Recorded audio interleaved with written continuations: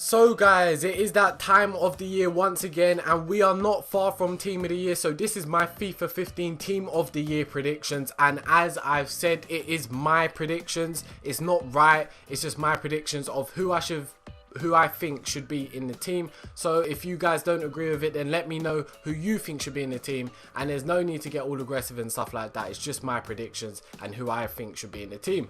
So I'm going to start off with the goalkeeper, as I usually do, and that is Manuel Neuer.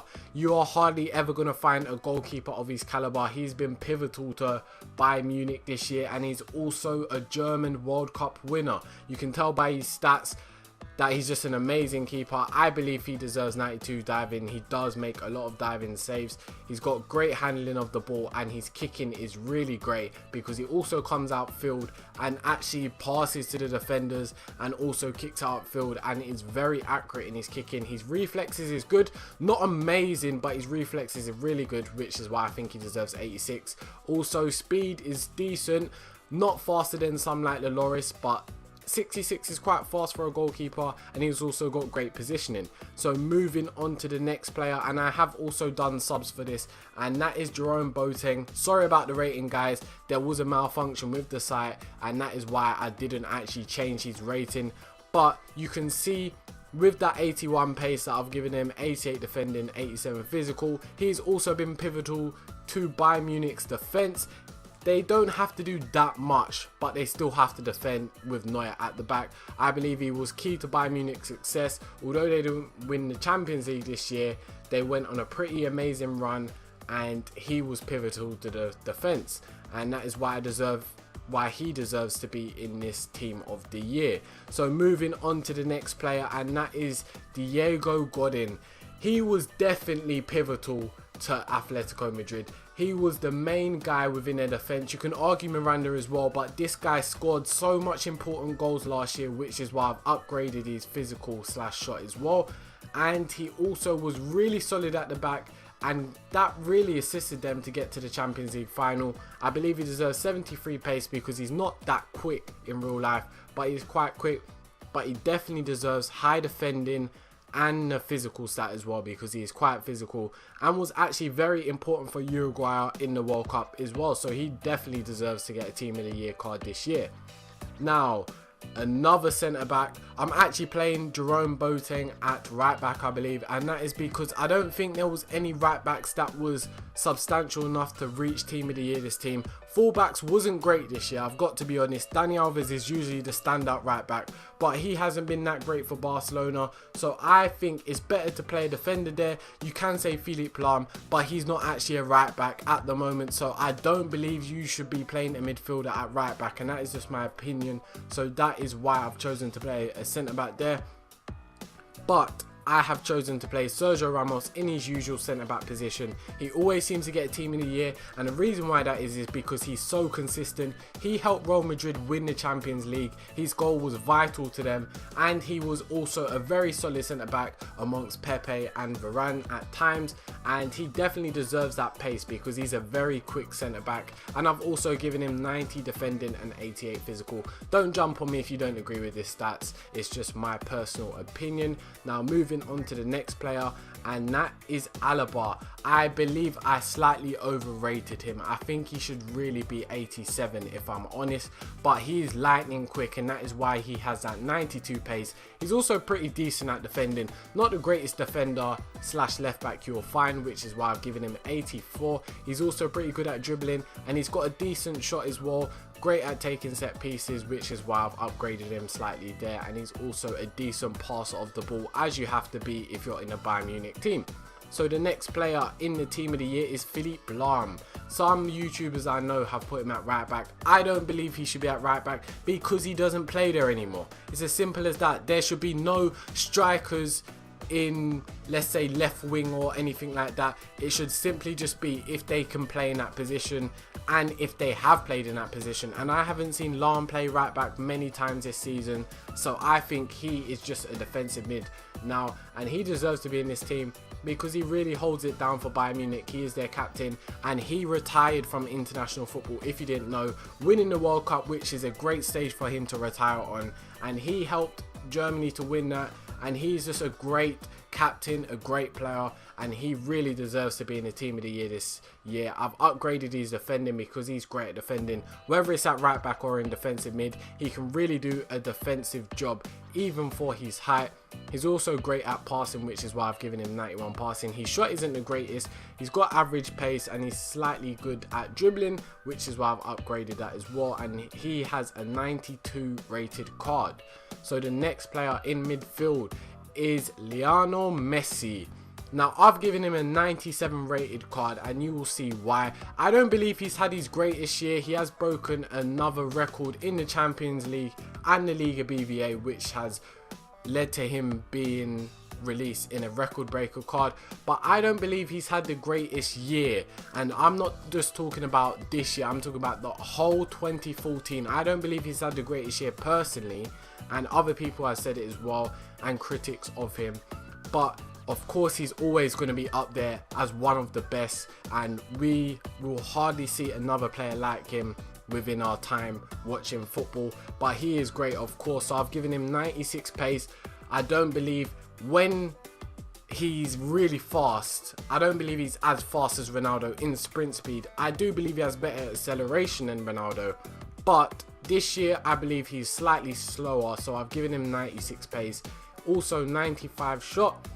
He's lethal at finishing on his left foot, pretty good on his right foot as well. Dinking, finesse shots, everything, can pass. He's the whole package.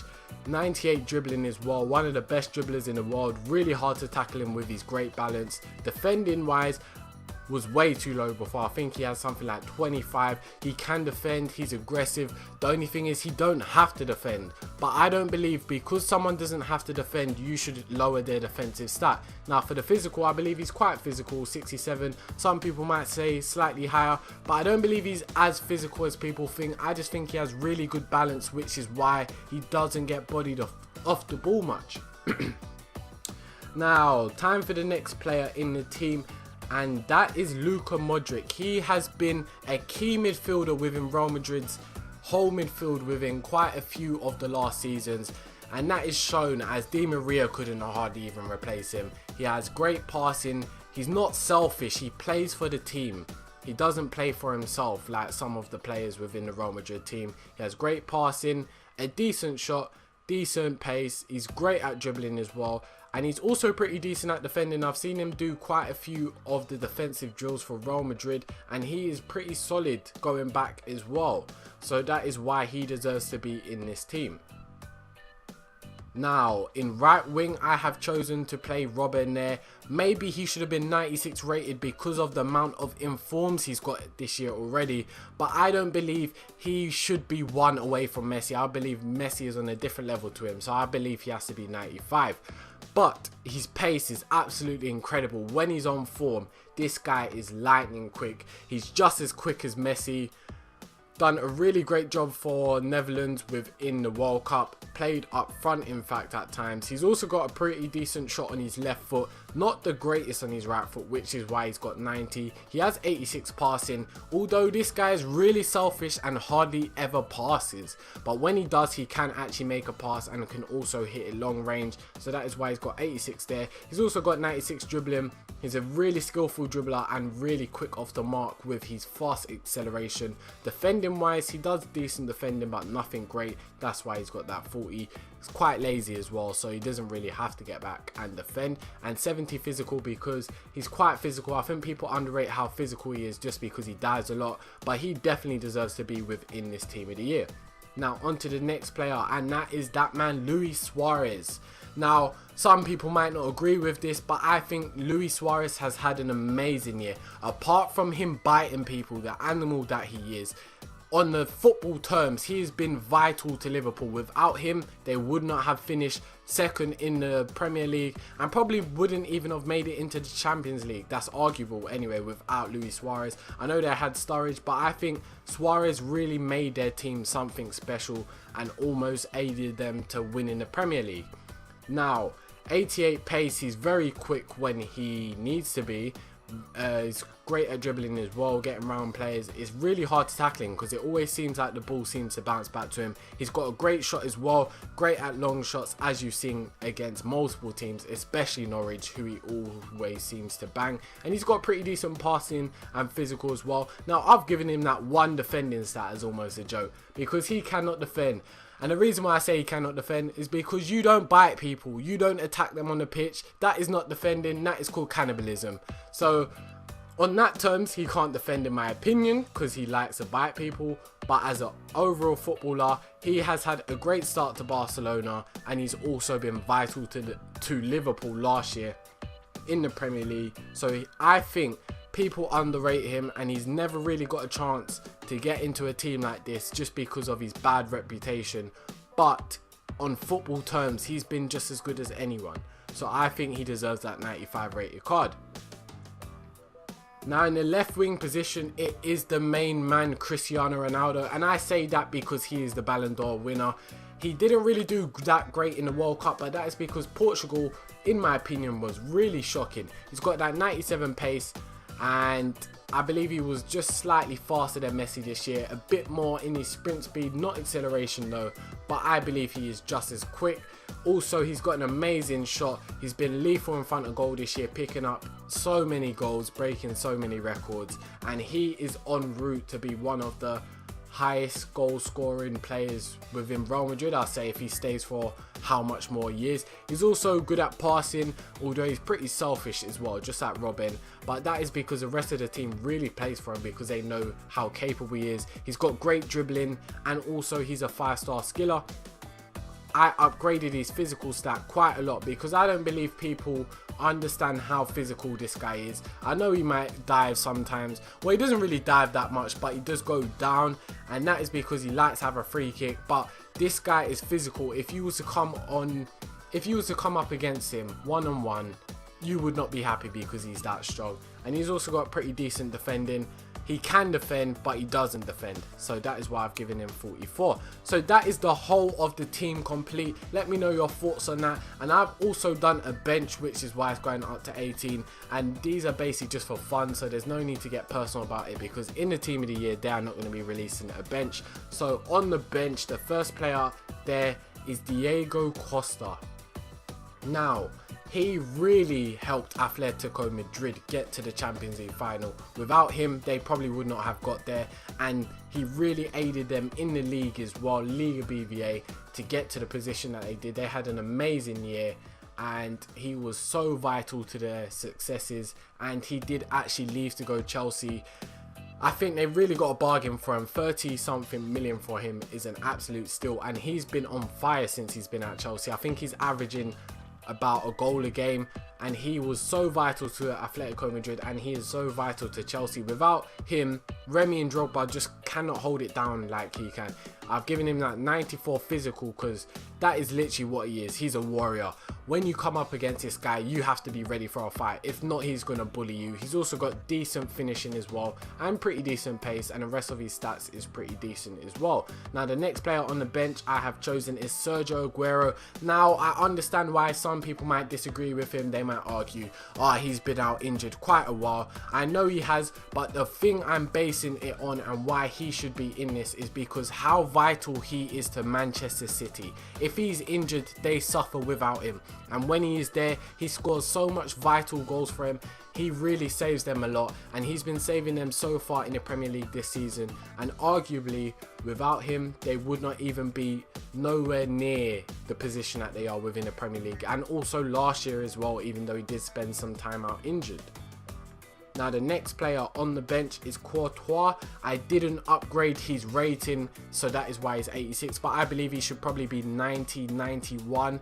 Potentially, if you want to argue about this, he could even reach 92 because he really helped Atletico Madrid, just like Diego Costa, get to the Champions League final and be successful within the league. He's also moved back to Chelsea just like Diego Costa, but he was originally a Chelsea player. He was just on loan, and he hasn't been great for Chelsea so far. I'm not going to lie, they've been pretty solid at the back and he hasn't had to do much. But I believe the standout goalkeeper apart from Neuer is Courtois, and if he's just really unfortunate that there is a keeper of Neuer's caliber, and you're not really going to see anyone of Neuer's level for quite some time. So Courtois has done exceptionally well to even get within the ranks of Neuer.